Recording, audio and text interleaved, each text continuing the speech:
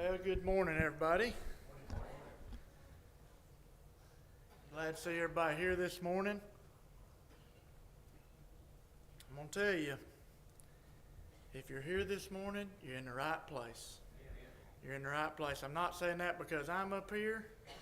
You know, I always give a disclaimer to anybody visiting when I preach. I'm not the regular preacher. So don't be scared to come back next week. Jesse will be back and give you a good lesson. But it's always good to speak at your home church. You know, we do a lot of preaching at other churches, and it's fun. But it's fun to preach where you go to church. You know. So y'all, I got something I'm going to try to make a connection this morning. Say I'm going to try. It ain't something probably you've never heard before, but does anybody here, you don't have to raise your hand, anybody here know the names Kai Hamilton and Stetson Wright? Anybody know who them people are? Mike, a little closer. A little bit better. Anybody know those names? Kai Hamilton, Stetson Wright? Roman knows who they are, yeah. There's a few probably do. Well, I'm a fan of both of these guys, okay? And I don't always watch them all year, but these are two of your top pro rodeo bull riders. And they're pretty fun to watch. And that's top of the food chain for bull riding. And as I don't always watch them through the year, but the NFR comes around every December, and it's a 10-night thing. So if you don't know about the NFR, you're going to get a little lesson on the NFR. But NFR's in Vegas. These two guys, they're buddies, they're teammates, bull riders. And it's a 10-night thing, so you got to ride 10 bulls 10 nights in a row. Try to. And this last year, we was watching, it's pretty crazy. These two are like neck and neck in the standings. You know, they're 1 and 2 in the world. Well, then old Stetson, right, he gets hurt, he's out. So he's my number one guy. I really like him the best. But he gets hurt like night 2 or something, you know. So, I mean, he ain't going to win the bull riding at that point. But Kai Hamilton, you know, he's still in there. So I'm like, all right, this is my number 2 guy. He's going to win. I can't remember what night it was. It was like night 5. And Kai Hamilton, you know, number 2 in the world, well, he gets thrown off, and he gets stomped and kicked in the head or whatever, and there he is face down in the dirt in the Thomas and Mack Center. And the whole place goes quiet, and I'm just like, man. And this is one of them that don't even wear a helmet. You know, I don't know why you get on a bull not wearing a helmet. So they take him out on a stretcher. He didn't get up. They rolled him over on a stretcher, and I'm like, well, he's toast. You know, we're not gonna see him ride a bull again this year. And all the commentators, you know, they're talking about it, and they're like, yeah, it's, you know, we've been back there with the doctor, and it's, you know, he's not coming back. So the next day they skipped because of something happened in that area. So night 6 and 7 were actually done. No, it was the day before or something. But anyway, the next morning they were going to have round 6, and that evening have round 7. So at 10 o'clock the next morning, Kai Hamilton's at Thomas and Mack ready to get on a bull. And everybody's like, they ain't no way the guy can ride. You know, we're talking 16 hours later, done been in the hospital and left the hospital, you know, was there all night. He's there ready to go. And long story short, he rides that morning, rides the bull, and then he rides that evening and rides the bull. Ends up winning the NFR. He was number 1, won the whole thing. Yeah, which I was like, all right, you know. But won the whole thing. But the thing about old Kai Hamilton, he knew he could win.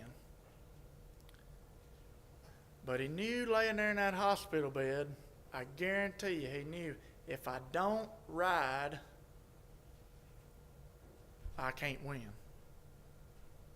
And winning the NFR, you know, besides winning the bull riding of the NFR, there's a lot of money involved.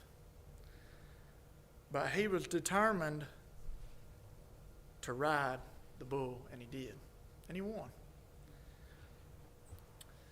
So I'm going to try to tie that in. If you got your Bible, you can open up to Matthew chapter 9. We're going to look at a few scriptures of the same account here.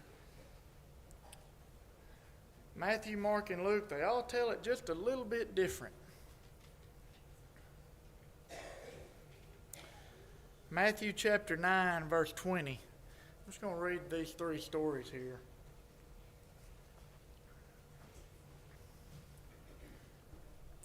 I'm actually going to read through 22 there if you're following along. It said, "Suddenly a woman who had a flow of blood for 12 years came from behind and touched the hem of his garment, of Christ's garment.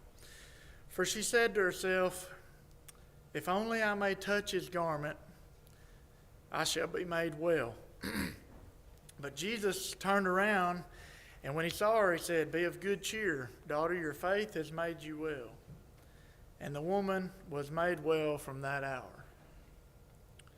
So that's Matthew's account. We're going to flip over to Mark chapter 5. Mark 5:25.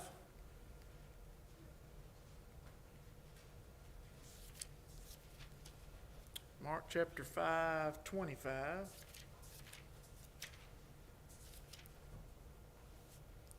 Mark gives a little bit more information here. It says, "Now a certain woman had a flow of blood for 12 years and had suffered many things from many physicians. She had spent all she had and was no better, but rather grew worse. When she heard about Jesus, she came behind him in the crowd and touched his garment. For she said, 'If only I may touch his clothes, I shall be made well.' Immediately the fountain of her blood was dried up, and she felt in her body that she was healed of the affliction. And Jesus, immediately knowing in himself that power had gone out of him, turned around in the crowd and said, 'Who touched my clothes?' But his disciples said to him, 'You see the multitude thronging, you say, Who touched me?' And he looked around to see her who had done this thing. But the woman, fearing and trembling, knowing what had happened to her, came and fell down before him and told him the whole truth. And he said to her, 'Daughter, your faith has made you well. Go in peace and be healed of your affliction.'" We're going to look at one more account of this in Luke chapter 8. Just want you to get a full view of what's going on here. Luke chapter 8, starting in verse 43.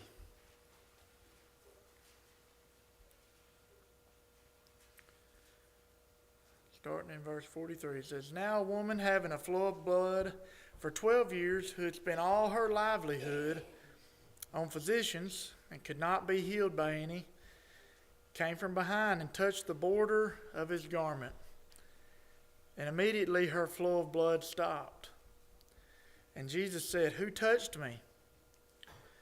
When all denied it, Peter and those with him said, 'Master, the multitudes throng and press you, and you say, Who touched me?' But Jesus said, 'Somebody touched me, for I perceived power going out from me.' Now when the woman saw that she was not hidden, she came trembling and falling down before him. She declared to him in the presence of all the people the reason she had touched him and how she was healed immediately. And he said to her, 'Daughter, be of good cheer. Your faith has made you well. Go in peace.'" So y'all, we've got multiple accounts here of this woman of no name. None of them give this woman a name. This is the bleeding woman in the New Testament. And multiple accounts say that this woman had had this condition for around 12 years.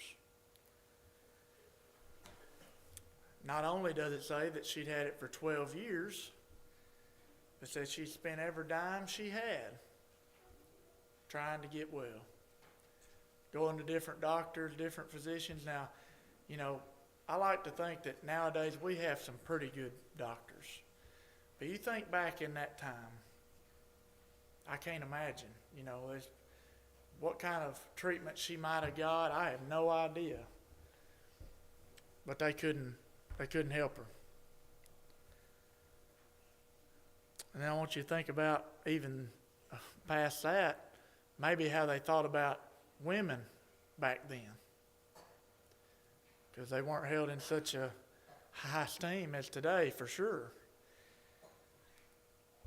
So, you got this woman, so put yourself in her shoes for just a second. I'm sick. I've been sick. I have no money. I'm dirty. I'm unwanted. And here I am. Where do I turn from here?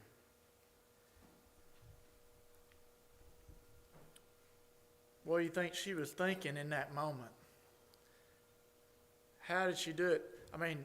And then when she went, let's just think about when she might have got up and thought, you know what? I'm going to make it to Jesus. And it says in multiple scriptures again that the crowds, there were multitudes around him, pressing against him. You ever been to a concert? When you walk through the arena and you grab your wife or your kids and you just shoulder to shoulder. You got just everybody hold on to each other. That's where I'm picturing it. And then you got this woman that woke up that morning and she had two options. And she knew she had two options. She said, look, I can lay here and I can die. And it can be over. Or I can get up and whatever I've got to do to get to Christ, I'm going to do it. How do you think she got through the multitudes? I don't figure she pushed her way through like a big strong man.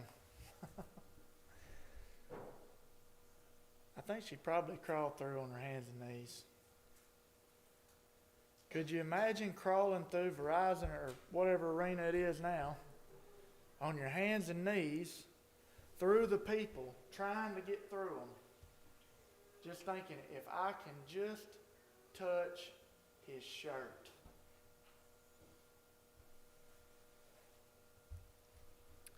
She knew she had no other choice.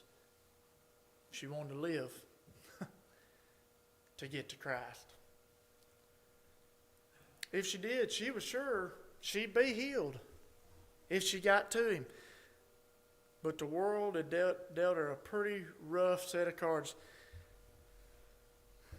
Life was rough, but what do you think would have been easier for her? Probably would have been easier to just roll over and die. She was determined to get back on the ride that we call life. She was faithful enough, she had those two options. It's stay here and die, or it's get to Christ and live. And I'm here to tell you this morning, our ride, this isn't about the NFR. This isn't about bucking bulls and cowboys and all that fun stuff. It's great. But it's not about a bull or a winner's purse. This ride that we're on is about our eternal destination. And I'm here to tell you this morning, your eternal destination don't have several avenues. It's got two.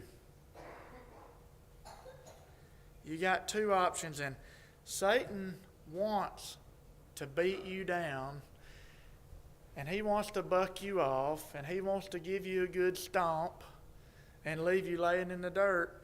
And he wants you to think that, yeah, you're dirty and unwanted. There's no need to even get up. Just forget it. Just lay there and die.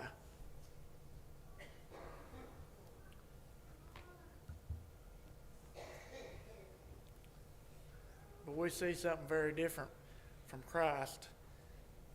We're going to look at one more scripture. It's in John chapter 15.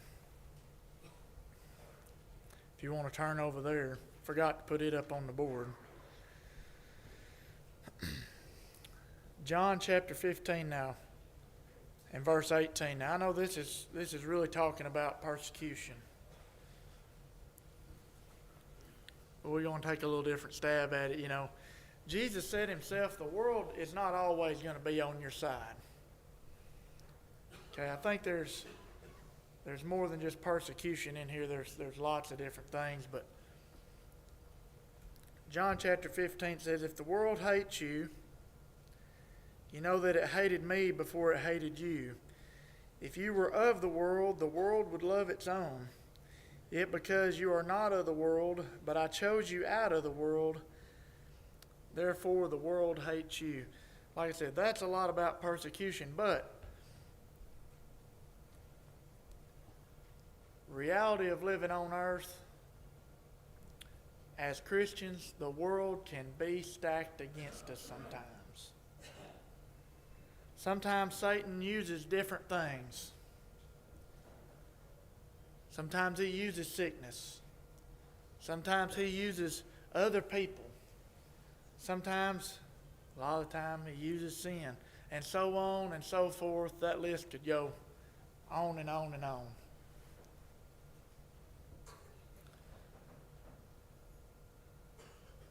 But it seems when the world bucks us off, gives us a good stomp,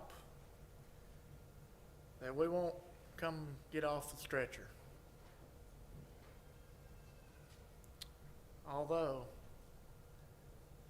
God is still waiting on you.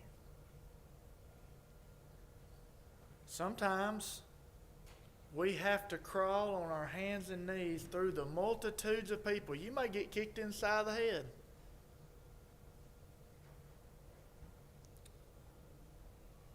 But you can't give up. The back of your mind, you're just saying, why am I doing this? You ever done something like that? You can see the light at the end of the tunnel and it's pretty far away, but you hear that voice in the back of your head saying, just roll over and quit. It'd be a lot easier.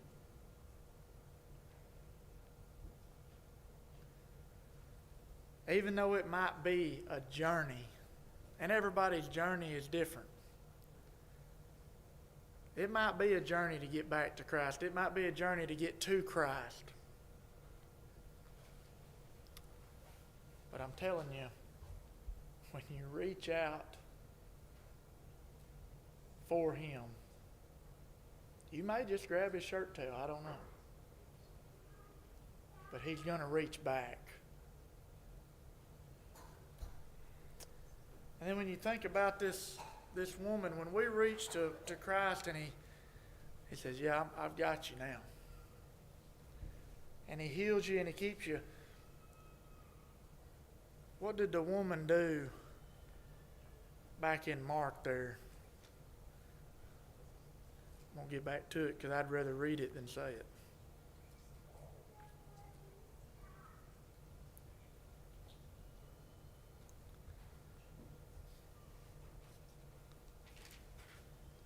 Mark chapter 5. I don't have a bookmark in my Bible, so I have to just find it.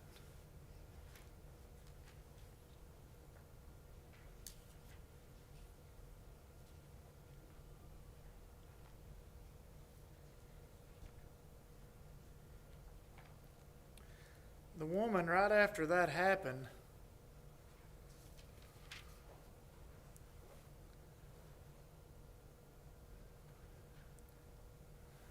say, Mark, it's in Luke. I'm sorry. Tell you what. It's going to be in Luke. Right there in verse 47. It says, "Now when the woman saw that she was not hidden, she came trembling and falling down before him." Right here. "She declared to him in the presence of all the people the reason she had touched him and how she was healed immediately." Let me ask you this. When you come to Christ and he reaches out and takes you and you're healed and your sin is washed away, what did you do after that? Did you go tell everybody? Are you telling everybody now?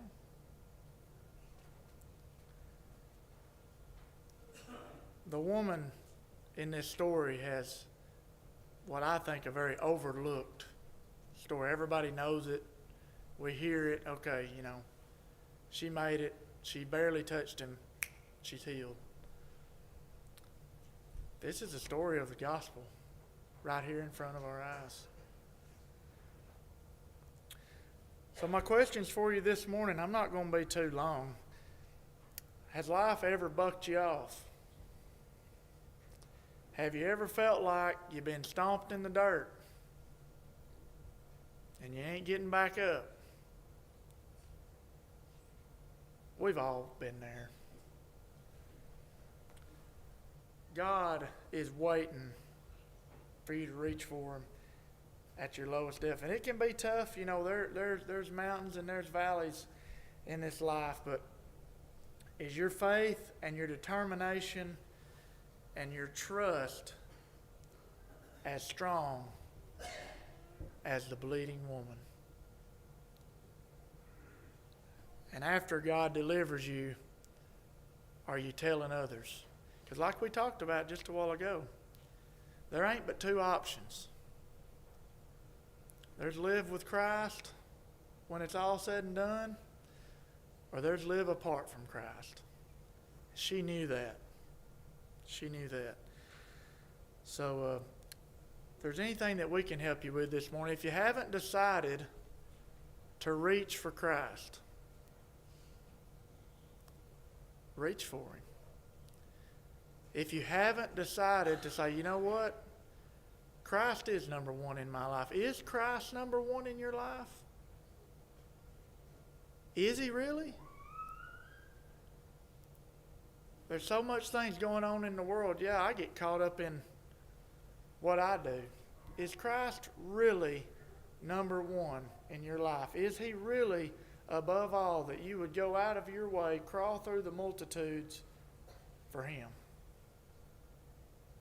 That's my question for you this morning. If there's anything we can do for you, won't you come as we stand, as we sing?